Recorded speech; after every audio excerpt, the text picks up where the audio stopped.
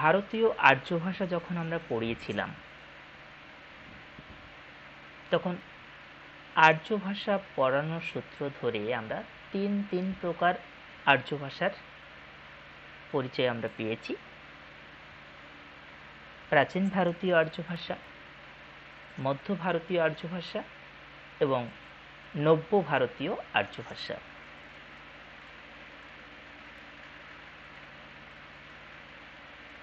এখন এই আর্য ভাষা থেকে আমরা পেয়েছি বাংলা ভাষা, এবং সেই বাংলা ভাষার বিবর্তনে আমরা একে একে পাচ্ছি কি, একে একে পাচ্ছি প্রাচীন বাংলা, মধ্য বাংলা এবং অবশ্যই নব্য বা আধুনিক বাংলা। তা মধ্য ভারতীয় আর্য ভাষা তথা প্রাকৃত অবহট্ট ভাষা ক্রমবিবর্তনের মধ্য দিয়ে আনুমানিক দশম থেকে দ্বাদশ শতাব্দীর মধ্যে বিভিন্ন আঞ্চলিক ভাষায় রূপান্তরিত হয়।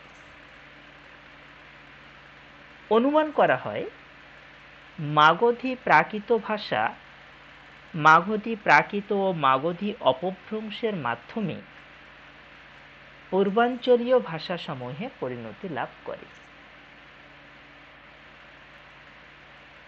তবে এই ভাষাগোষ্ঠী মূলত দুটি ভাগে বিভক্ত হয়ে যায়। একটি হলো পশ্চিমী গুচ্ছ, তাতে মৈথিলি আদি বিহারী ভাষাগুলি স্থান পেয়েছে, এবং অপর গুচ্ছে আছে পূর্বাঞ্চলীয় বাংলা, অসমিয়া, উড়িয়া ভাষা। উদ্ভবকালে এই তিন ভাষার মধ্যে বিশেষ কোনো পার্থক্য ছিল না।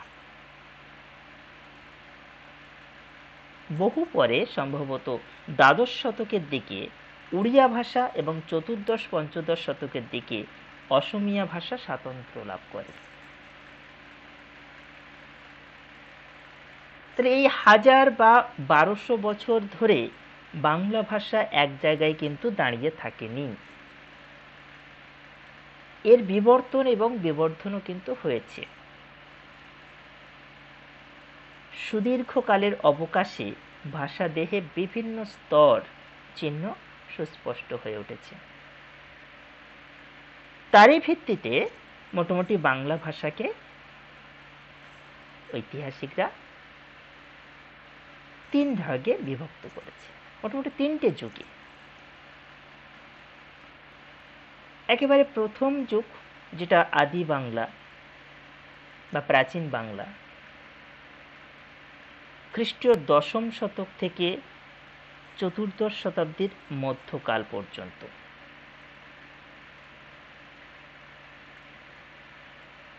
অর্থাৎ 1350 খ্রিস্টাব্দ পর্যন্ত। মধ্যযুগটা ধরা হচ্ছে 1350 খ্রিস্টাব্দ থেকে 1800 খ্রিস্টাব্দ পর্যন্ত।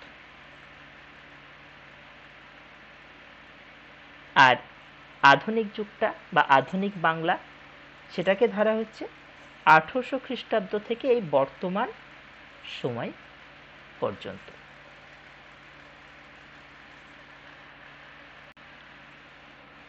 আজকের আমাদের আলোচিত বিষয় মধ্য বাংলা। প্রাচীন বাংলা, মধ্য বাংলা, আধুনিক বাংলা, এর মধ্যে মধ্য বাংলা নিয়ে আজ আমরা আলোচনা করব। আনুমানিক 1350 খ্রিস্টাব্দ থেকে 1760 খ্রিস্টাব্দ বা মতান্তরে 1800 খ্রিস্টাব্দ পর্যন্ত মধ্যযুগের বাংলা ভাষার কালসীমা ধরলে তার বিস্তৃতিকাল প্রায় 400 বছরের। স্বাভাবিকভাবেই প্রায় 400 বছর কোনো জীবন্ত ভাষা এক অবস্থায় থাকতে পারে না, তাকে বিবর্ধিত হতেই হবে। বাংলা ভাষাও তার ব্যতিক্রম নয়। বাংলা ভাষারও বিবর্ধন হয়েছিল। এই বিস্তৃত পর্বের মানে সুদীর্ঘ এই 400 বছর ধরে এই বিস্তৃত পর্বের মধ্যেকার পরিবর্তন চিহ্ন ধরে মধ্য বাংলাকে দুটি উপপর্বে বিভক্ত করা হয়েছে। সেই উপপর্ব দুটি হলো, একেবারে প্রথমটা হচ্ছে আদি মধ্য বাংলা ভাষাস্তর, যা আনুমানিক 1350 খ্রিস্টাব্দ থেকে 1500 খ্রিস্টাব্দ পর্যন্ত বিস্তৃত। অপরটি অন্ত মধ্য বাংলা ভাষাস্তর, যা আনুমানিক 1500 খ্রিস্টাব্দ থেকে 1760 খ্রিস্টাব্দ পর্যন্ত বা মতান্তরে 1800 খ্রিস্টাব্দ পর্যন্ত বিস্তৃত।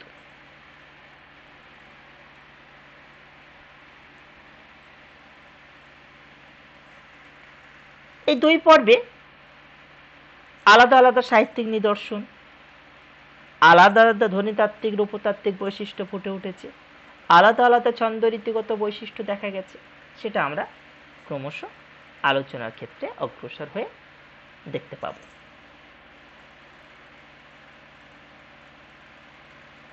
এই দুই উপপর্বেই ভাষার সাদৃশ্যই বিশেষভাবে প্রকটিত হলেও কোনো কোনো বিষয়ে এদের মধ্যে কিছু কিছু উল্লেখযোগ্য পার্থক্য রয়ে গেছে।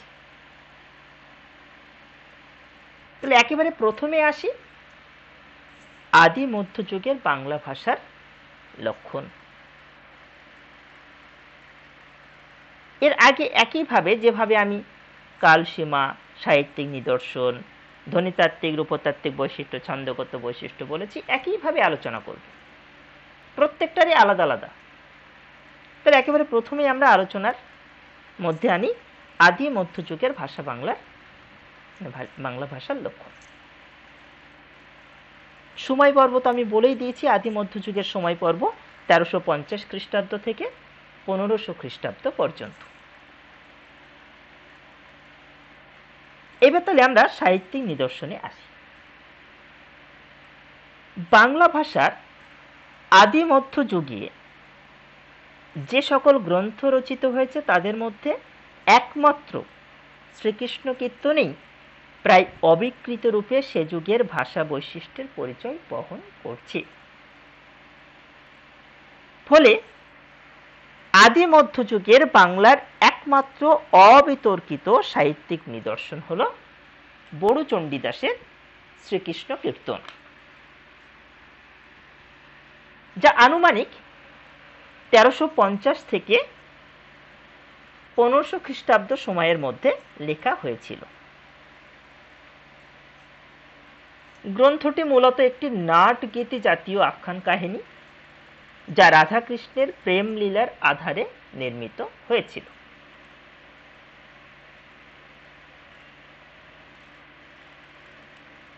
জয়দেবের গীতগোবিন্দের প্রভাব ও জনসাধারণের মধ্যে প্রচলিত অমার্জিত গাল গল্প নিয়ে এই কাব্যের নির্মাণের ভাষা ভঙ্গিমা, চরিত্র চিত্রণ, মানবিক দৃষ্টিভঙ্গি, মনস্তাত্ত্বিক রূপ নির্মাণ, প্রায় সব দিক থেকে শ্রীকৃষ্ণ কীর্তন গ্রন্থ ছিল অনন্য নিদর্শন, অনন্য সাহিত্যিক নিদর্শন আদি মধ্যযুগীয় বাংলা ভাষার।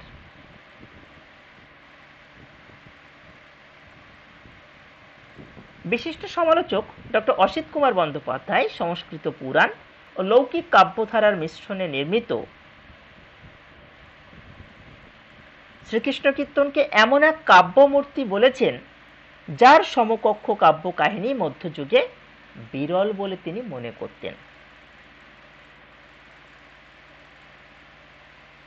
তো যাই হোক, প্রাচীন বাংলায় আমরা পেয়েছি চর্যাপদ বা চর্যাগীতিকোষ, আর মধ্য বাংলায় আমরা পাচ্ছি কি বড়ু চণ্ডীদাসের শ্রীকৃষ্ণ কীর্তন, যেটা আবিষ্কার করেছিলেন বসন্ত রঞ্জন রায় বিদ্যুৎ বল্লভ বাঁকুড়া জেলার কাঁকিল্লা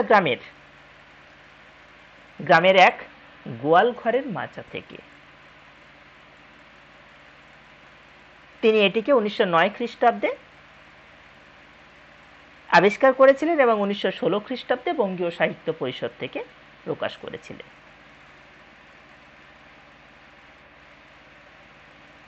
তাই আদি মধ্যযুগের বাংলা ভাষার বৈশিষ্ট্য ও শ্রীকৃষ্ণ কীর্তন কাব্যের বাংলা ভাষার কার্যত একার্থক হয়ে দাঁড়িয়েছে। আমরা যখন ধ্বনিতাত্ত্বিক রূপতাত্ত্বিক বৈশিষ্ট্য নিয়ে আলোচনা করব তখন দেখব এ সমস্ত বৈশিষ্ট্যগুলো শ্রীকৃষ্ণ কীর্তন কাব্য কেন্দ্রিক। তাই একে একে আমরা এবার আদি মধ্যযুগের বাংলা ভাষার লক্ষণে একবারে প্রথম ধ্বনিতাত্ত্বিক বৈশিষ্ট্য নিয়ে আলোচনা করব।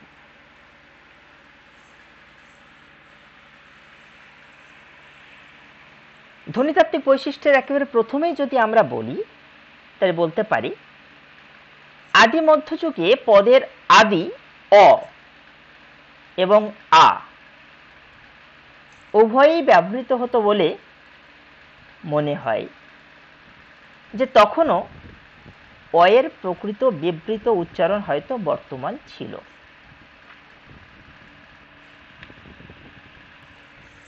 এই যে অ, যেটাকে বলছে কোনো সময় অতি, কোনো সময় আতি, কোনো সময় অনন্ত, কোনো সময় আনন্ত। তাই অয়ের প্রকৃত বিবৃত উচ্চারণ হয়তো বর্তমান ছিল আদি মধ্যযুগে।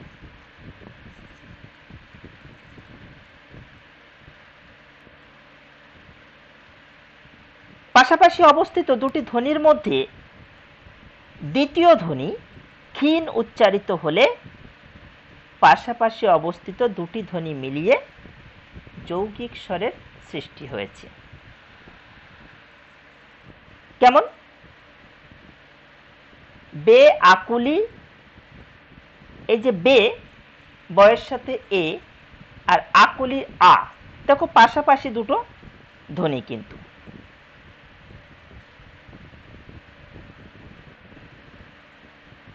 তারপরে আছে কি বা এ, এই যে বা এ বয়ের সাথে আ আর যে এ, আ আর এ, তাহলে যে পাশাপাশি দুটি ধ্বনির একটা মিশ্রণ বা লক্ষণ আমরা এই আদি মধ্যযুগের বাংলা ভাষায় লক্ষ্য করেছি। এই রকম স্বর সংযোগ শ্রীকৃষ্ণ কীর্তনে অজস্র পাওয়া গেছে, যা পরবর্তীকালে বাংলায় বিভিন্ন যৌগিক স্বরের সৃষ্টি হয়েছে।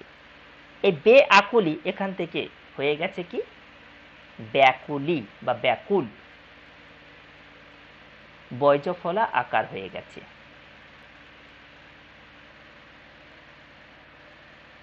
পরের বৈশিষ্ট্য আসি, সেটা হচ্ছে নাসিক্য ব্যঞ্জনের সংযোগে গঠিত সংযুক্ত ব্যঞ্জনের সরলীভবন আদি মধ্যযুগের বাংলা ভাষার একটা বিশেষ বৈশিষ্ট্য। আবার বলছি, নাসিক্য ব্যঞ্জনের সংযোগে গঠিত সংযুক্ত ব্যঞ্জনের সরলীভবন হয়েছে। নাসিক্য ব্যঞ্জন আমরা সবাই জানি, উঁ, ইঁ, মূর্ধন্য, দন্তান্ন, ম। তাহলে এর সাথে নাসিক্য ধ্বনির সাথে অন্য একটা ধ্বনি যুক্ত হয়ে তাহলে নাসিক্য মানে সংযুক্ত ব্যঞ্জন হয়ে গেছে, তার সরলীভবন হয়েছে। কিরকম সেটা? কাহ্ন কয়াকার হয় নয় থেকে কান, পরবর্তীকালে কানের সাথে উ যোগ হয়ে কানু। কান্তি এর সাথে হয়েছে কি কাঁতি। এই যে সরলীভবন হয়ে গেছে, তার মানে যুক্ত ব্যঞ্জনের যে কোনো একটা ব্যঞ্জন উঠে গেছে।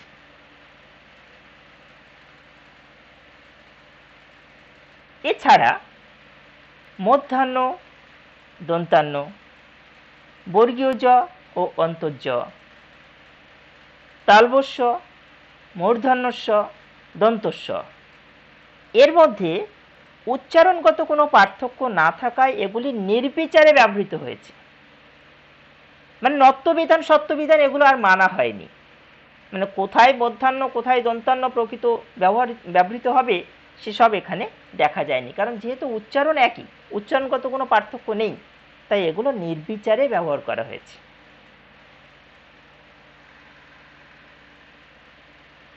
আবার পদের মধ্যে অল্প প্রাণধ্বনির মহাপ্রাণী ভাবনের অনেক দৃষ্টান্ত আমরা লক্ষ্য করতে পেরেছি।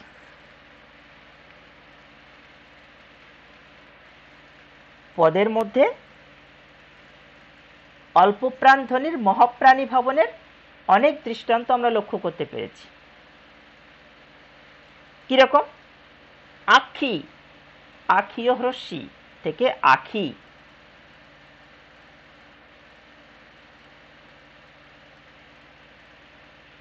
কভ, কথ, এই শব্দগুলো দেখলে আমরা বুঝতে পারি যে অল্প প্রাণ ধ্বনি মহাপ্রাণী ধ্বনিতে পরিণত হয়ে গেছে।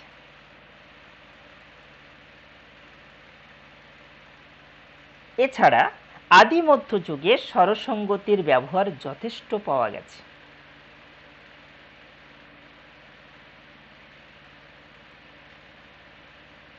কিরকম? এখনই, তার থেকে হয়ে গেছে এখুনি। এই যে নতুন একটা স্বর চলে আসলো, স্বর সঙ্গতি, এখনই থেকে এখুনি। লেখিল থেকে লিখিল। তাহলে এরকম স্বরসঙ্গতি তাহলে পদের মধ্যে লক্ষ্য করা গেছে।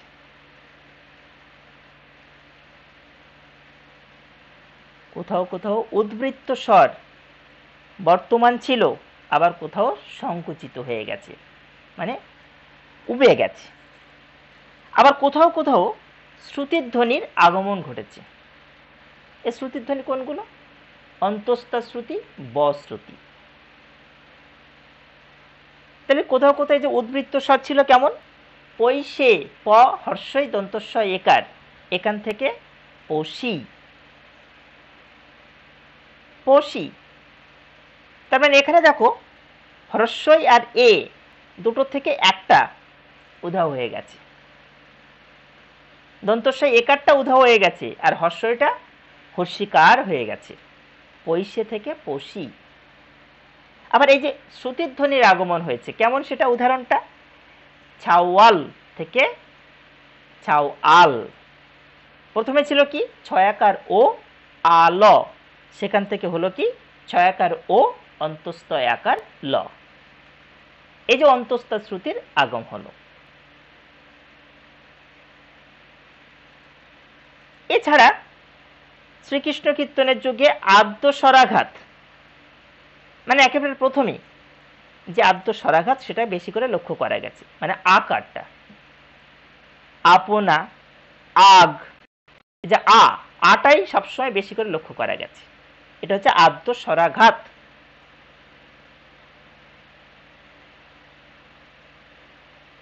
তাহলে এইগুলো মোটামুটি আমরা এই আদি মধ্য বাংলার ধ্বনিতাত্ত্বিক বৈশিষ্ট্যগুলোর মধ্যে এই বৈশিষ্ট্যগুলো আমরা পাচ্ছি।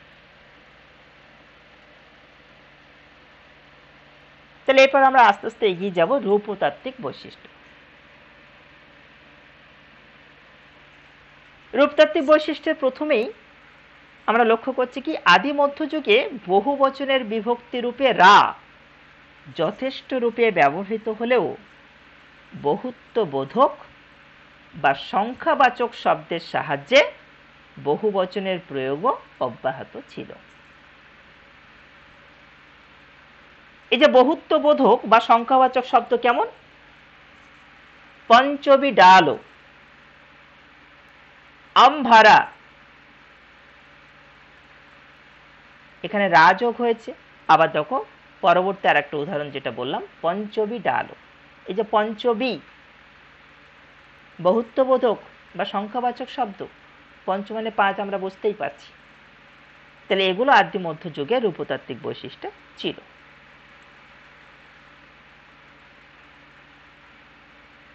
আদি মধ্যযুগে অতীতকালে দুরকম বিভক্তি প্রচলিত ছিল, একটা হচ্ছে ল যুক্ত আর একটা ল বর্জিত।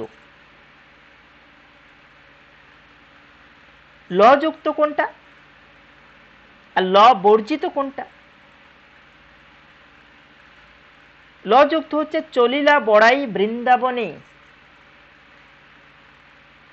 আর ল বর্জিত, তোর বাঁশি আম্ভে নাহি পাই। প্রথম যেটা বললাম সেটা দেখো, ল যুক্ত চলিলা বড়াই বৃন্দাবনে। দ্বিতীয় যে উদাহরণটা দিলাম, তোর বাঁশি আম্ভে নাহি পাই।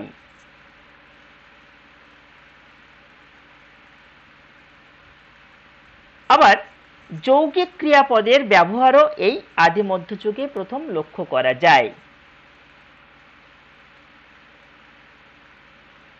ইয়াযুক্ত সম্পন্ন কালের প্রয়োগও এই যুগে লক্ষ্য করা যায়। যে ইয়াযুক্ত কি সেটা, শুনিয়াছ তোমরা, শুনিয়াছ, এখানে দেখো ইয়া, এই ইয়াযুক্ত কালের প্রয়োগ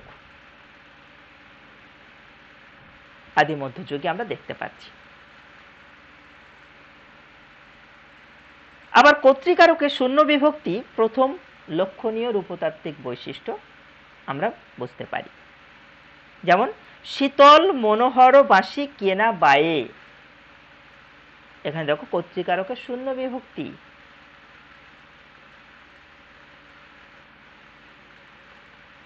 আবার দেখা গেছে কোনো কোনো সময় গৌণ কর্মকারক ও সম্প্রদান কারকে ক, কে, রে ইত্যাদি বিভক্তি পাওয়া গেছে। যেমন যমুনাকো যাই ছলে পানি আনিবার, যমুনাকো যাই ছলে পানি আনিবার, যমুনাক, এই যমুনার সাথে ক, ক বিভক্তি।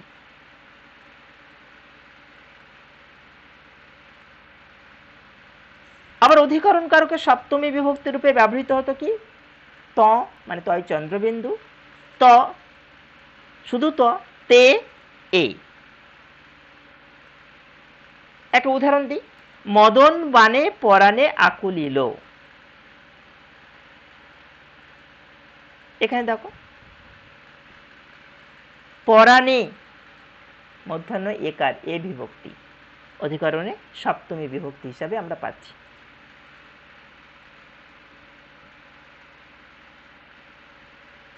ধাতুর সঙ্গে হর্ষই, হর্ষই আয় চন্দ্রবিন্দু মানে ই, আ, ক, ইতে, ইলে এগুলো যোগ করে অসমাপিকা ক্রিয়ার রূপ গঠিত হতো।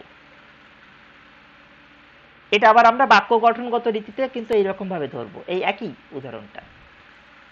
ধাতুর সঙ্গে হর্ষই, হর্ষই আয় চন্দ্রবিন্দু মানে ই, আ, ক, ইতে, ইলে এইগুলো যোগ করে অসমাপিকা ক্রিয়ার রূপ গঠিত হতো এই আদি মধ্য বাংলায়। যেমন শ্রীকৃষ্ণ কীর্তনের বংশী খণ্ডের একটা খুব সুন্দর লাইন, পাখি নহ তার ঠাঁই উড়ি পড়ি যাও, মেদিনী বিদার দেও পশিয়া লুকাও। এই যে পাখি নহ তার ঠাঁই উড়ি পড়ি যাও, ঠা ই, এই যে হর্ষই বিভক্তি, এইগুলো যোগ করে অসমাপিকা ক্রিয়া রূপ তৈরি করা হচ্ছে। আবার আর একটা উদাহরণ, এ ধন যৌবন বড়াই সবই অসার, সবই দন্তস্ব ব হর্ষই।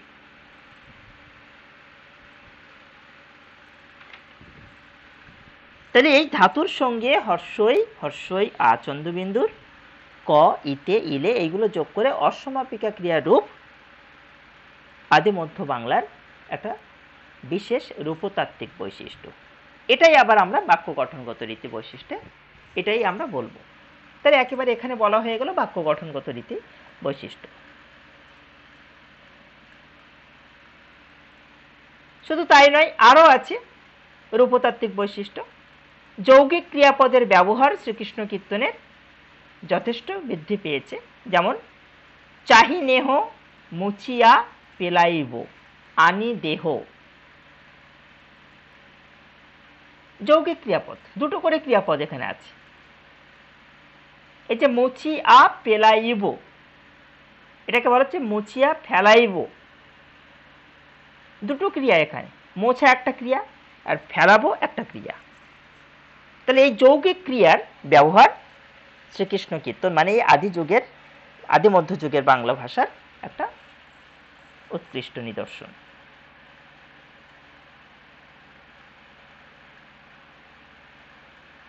প্রাণীবাচক শব্দের ক্ষেত্রে বিশেষণে এবং কৃদন্ত অতীতকালের ক্রিয়াপদে মানে সকর্মক অকর্মক নির্বিশেষে শ্রীকৃষ্ণ কীর্তনে স্ত্রী প্রত্যয় যুক্ত হয়েছে।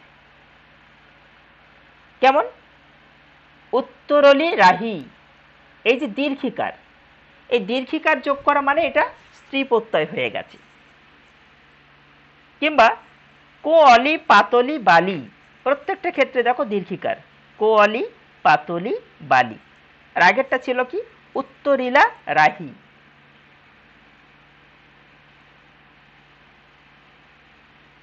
তাহলে প্রত্যেকটা ক্ষেত্রে দেখা যাচ্ছে কি স্ত্রী প্রত্যয় যুক্ত হয়েছে, মানে দীর্ঘিকার প্রত্যয়। তাহলে এইভাবে আমরা রূপতাত্ত্বিক বৈশিষ্ট্যগুলো আমরা আলোচনা করতে পারি। এরপরে যেটা থাকার কথা সেটা হচ্ছে বাক্য গঠনগত রীতি বৈশিষ্ট্য, সেটা আগে আমি বলে দিয়েছি।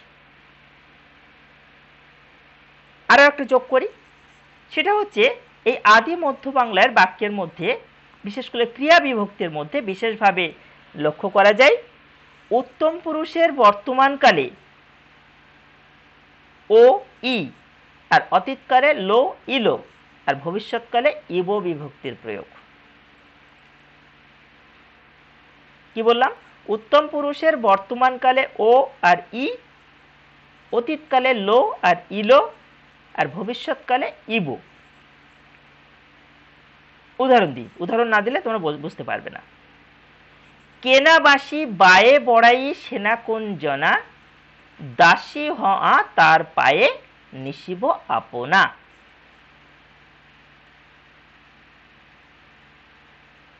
কেনাবাসী বায়ে বড়াই সেনা কোন জনা, দাসী হওয়া তার পায়ে নিশিব আপনা। এই যে নিশিব, ওই যে ইবো, ভবিষ্যৎকালের ইবো প্রত্যয়। তাহলে এইভাবে আমরা বাক্য গঠন হয়েছে দেখতে পাই আদি মধ্য বাংলায়। এবার আসি ছন্দ রীতিগত বৈশিষ্ট্য। প্রাচীন বাংলার ক্ষেত্রে আমরা কি পেয়েছিলাম? সেখানে পাদাকুলক ছন্দ ব্যবহার করা হয়েছিল। মধ্য বাংলায় সেই অপভ্রংশের বিশিষ্ট ছন্দ পাদাকুলক থেকে অর্বাচীন অপভ্রংশে চতুষ্পদী এবং চতুষ্পদী থেকে বাংলা পয়ার ছন্দের জন্ম নেয় আদি বাংলা ভাষায়। তাহলে আদি মধ্য বাংলার শ্রীকৃষ্ণ কীর্তনে কোন ছন্দ ব্যবহার করা হয়েছে? পয়ার ছন্দ। চতুর্দশপদী 15 মাত্রা পয়ারে ক্ষয়প্রাপ্ত হয়ে 14 মাত্রায় দাঁড়িয়েছে। মানে কোনো কোনো সময় 15 মাত্রা ছিল, সেটা তার থেকে একটা মাত্রা ক্ষয় পেয়ে 14 মাত্রায় দাঁড়িয়েছে। উদাহরণ যদি একটা দেওয়া হয় তাহলে হচ্ছে পাখি নহ তার ঠাঁই উড়ি পড়ি যাও, মেদিনী বিদার দেও পুষিয়া লুকাও। যদি আমরা এই লাইনটাকে মানে পাখি নহ তার ঠাঁই উড়ি পড়ি যাও, তাহলে পাখি নহ তার ঠাঁই, এই একটা পর্ব পাচ্ছি। এই পর্বটার মাত্রা বিভাজন করলে হচ্ছে 8 মাত্রা। উড়ে পড়ি যাও, এই আর একটা পর্ব আমরা পাচ্ছি, এই পর্বের মাত্রা হচ্ছে 6। তাহলে প্রথমে 8, তারপরে 6, 8 আর 6 14 মাত্রা। একইভাবে মেদিনী বিদার দেও একটা পর্ব, বসিয়া লুকাও আরেকটা পর্ব, এটাও 8 + 6। তাহলে আদি মধ্য বাংলায় শ্রীকৃষ্ণ কীর্তনে আমরা পাচ্ছি পয়ার ছন্দ। সেখানে প্রথম দিকে যে পয়ার ছন্দ 15 মাত্রায় ছিল, চতুষ্পদীতে 15 মাত্রা ছিল, সেখানে পরবর্তীকালে ক্ষয়প্রাপ্ত হয়ে হয়েছে 14 মাত্রা। এছাড়া আদি মধ্য বাংলায় ত্রিপদী, একাবলী প্রভৃতি ছন্দের ব্যবহার আমরা লক্ষ্য করতে পারি। তাহলে পরপর আমরা আদি মধ্য বাংলা নিদর্শন আলোচনা করতে গিয়ে সময়সীমা, সাহিত্যিক নিদর্শন, ধ্বনিতাত্ত্বিক বৈশিষ্ট্য, রূপতাত্ত্বিক বৈশিষ্ট্য, বাক্য গঠনগত রীতি বৈশিষ্ট্য, ছন্দ রীতিগত বৈশিষ্ট্য আমরা পড়লাম। তাহলে এইভাবে আমরা আদি মধ্য বাংলার ভাষা লক্ষণ আমরা বিচার করতে পারি।